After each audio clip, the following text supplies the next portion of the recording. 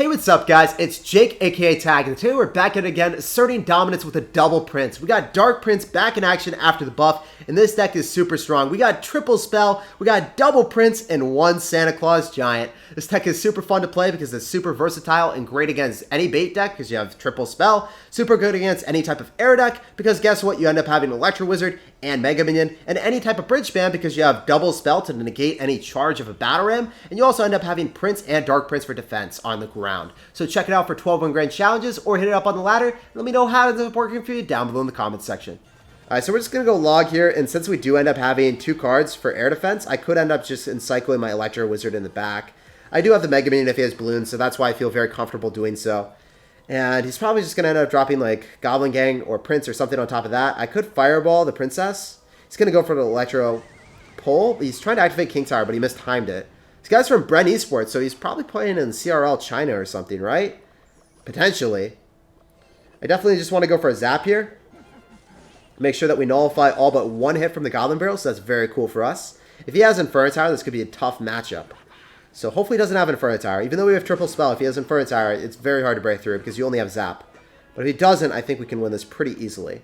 So, very good matchup for us if he doesn't have Inferno Tower. Please don't have Inferno Tower, sir. We know you don't want to. Want to end up just going in for a Giant in the back here. Just chilling and relaxing a bit.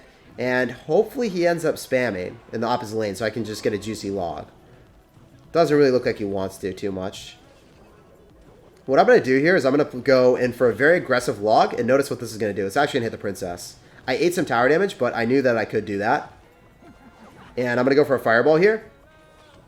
Because if I end up killing that, there's nothing that he's going to be able to do to stop the Giant from approaching the tower. He doesn't have Inferno Tower, so if I just kill the Rascals, we were fine.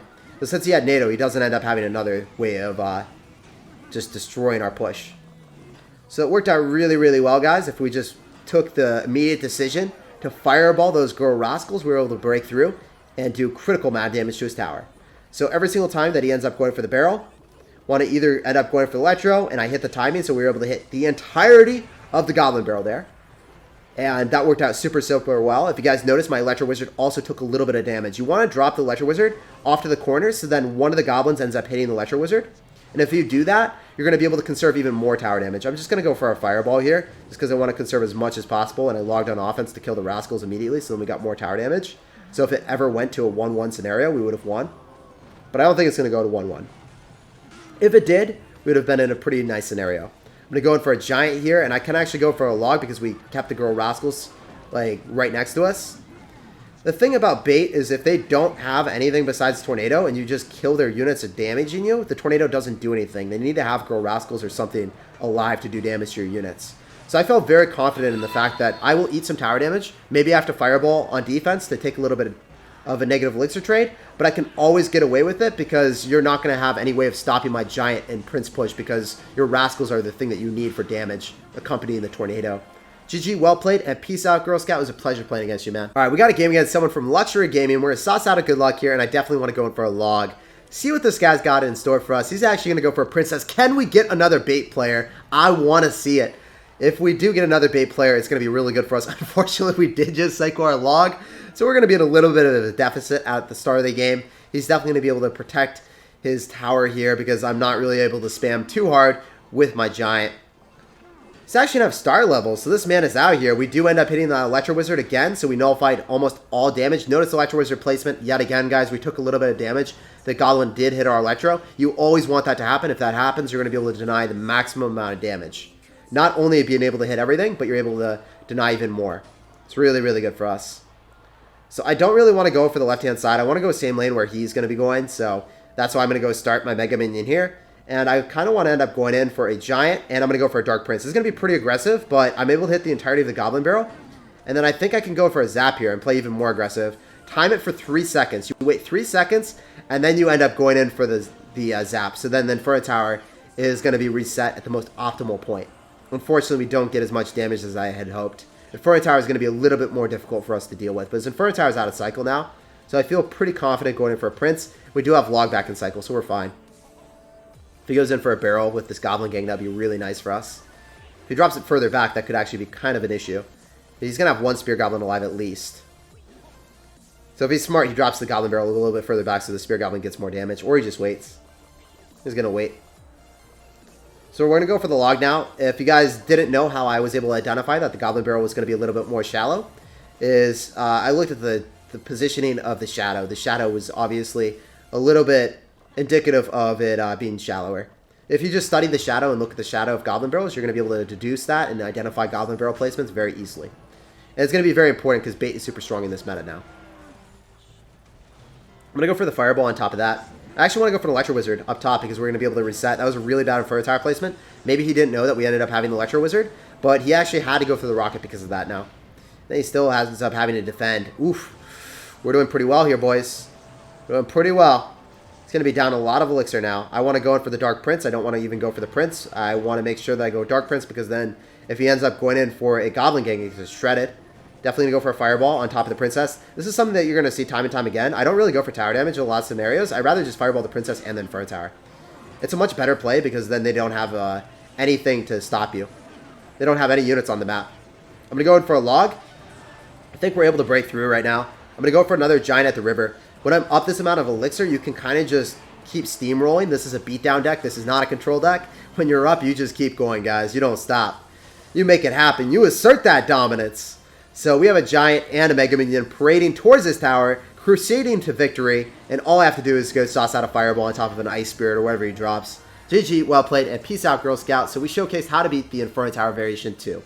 Alright, so we're going to go sauce out a Zap to start off the game, and we're going to drop a good luck here. This guy's going to end up going for the Big Mama P.E.K.K.A. Unfortunately, we don't have Giant, guys. You hate to see it. So right now, I am too far away from my Giant. I'm just going to go for Dark Prince opposite lane. Maybe we can make him drop something. He's going to go for a Prince. I think what I want to do here is I want to go and kite the P.E.K.K.A. into us. So what I want to do is I want to end up going for a Giant here, so then we can go kite the P.E.K.K.A. and kite the Prince. This is a really bad matchup, looking at the fact that he has two phenomenal answers to our win condition, our only win condition. It's not like we end up having minor here. So I gotta make sure that we get a huge Elixir advantage and maybe get the Prince through. And I think that's exactly what's happening. I dropped it on top of the Wizard, and then we were able to pummel through and take out more than half of his tower. Maybe even just take it out fully. That'd be great stuff. So I'm going to disrupt the attack animation of Electro Wizard so that it doesn't get a hit on our tower. Actually, it only gets one. Not two, though. Usually, the Electro Wizard gets two if you just log it. But if you log it as it's approaching the tower, so then your tower gets an extra hit, you're going to nullify a lot more damage. This is still going to be difficult because I have to defend for another minute and 40 seconds. If he just stockpiles a P.E.K.K.A. plus Prince Push, it could be difficult for us to defend. I'm going to end up going for a Mega Minion here. We're going to see what he wants to do. So he's going to go for P.E.K.K.A. I can't really go for a Giant into him. And I don't really feel comfortable going like Giant opposite because then he ends up going in for like a Prince on it. And then I don't have Elixir to defend against this like P.E.K.K.A. push. So what I'm going to do here is I'm just going to go same lane with my Giant, kind of just sacrifice it, and then go in for a Prince behind.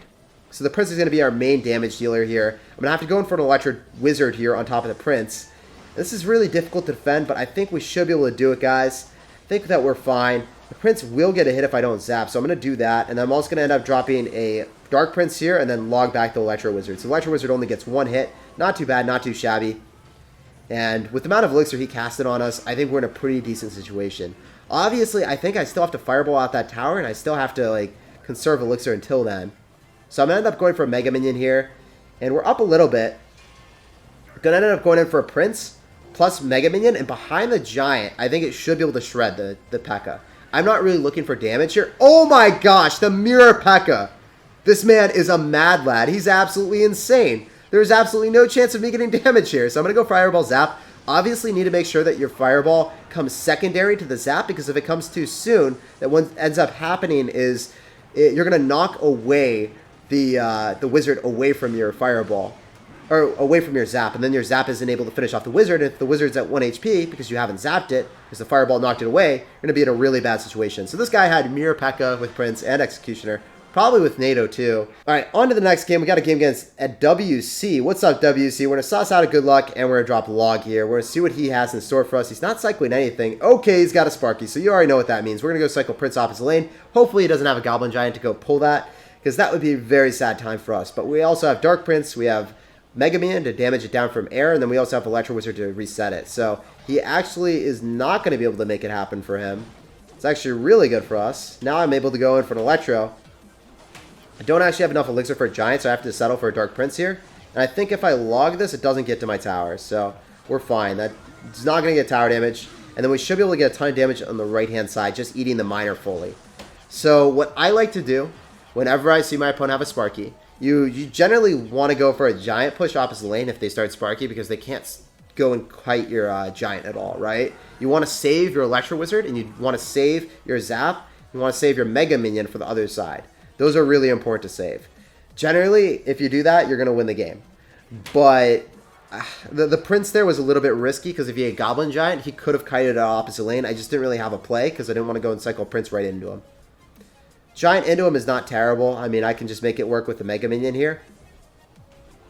Depending on what he drops, I'll Fireball or Zap. Definitely want to go in Fireball. That's what we're able to kill the Electro Dragon. Oh my gosh, we're going to hit a Baby Dragon as well. This is bonkers, man. That's crazy. I can't believe he just gave us that value. We'll snag that in a half, man. So, as I said before, Electro Wizard is really, really clutch, but I'm not even going to have to drop it. I think I can just get away with the Zap here. Saving Electro is going to be a little bit more beneficial for me in the long term, so he doesn't get us out-cycled. I really want to keep my Electro every single time. I end up going for another Santa Claus here. He's going to end up having a Night Witch with it, which is really interesting. Like, Night Witch, I assume he probably has Clone. He's got Giant Skeleton, Night Witch. Usually when you see those two cards, it has to be a Clone deck, right? Nothing else makes sense. I'm going to end up going for a Mega Minion here, and I just want to log this back so that the Giant Skeleton dies.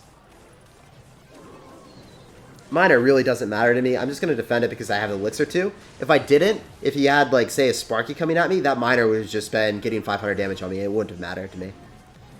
So you have to realize what your priorities are, and that Miner really isn't a priority. I just had the luxury of being able to defend it. So I'm going to end up going for Mega Minion, same lane as the Sparky, because the Sparky is the big threat here. If he goes opposite lane, he's not going to have a Sparky, so I can just defend it with a Prince very easily. So we'll do that right now. I'm actually going to have to go for Dark Prince so then the... so it doesn't start going on us. So that he doesn't start pulling us back and then having the Giant Skeleton on our tower. If that happened, we could actually be in serious trouble. I'm going to go Zap so then we reset the Sparky. And I think we win this game. GG, well played, and peace out, Girl Scout. Sparky is very easy when you have multiple ways of resetting, and the Dark Prince shield, and the Mega Minion to hit from an air. So, very well played, man, and good luck in the rest of your Grand Challenge.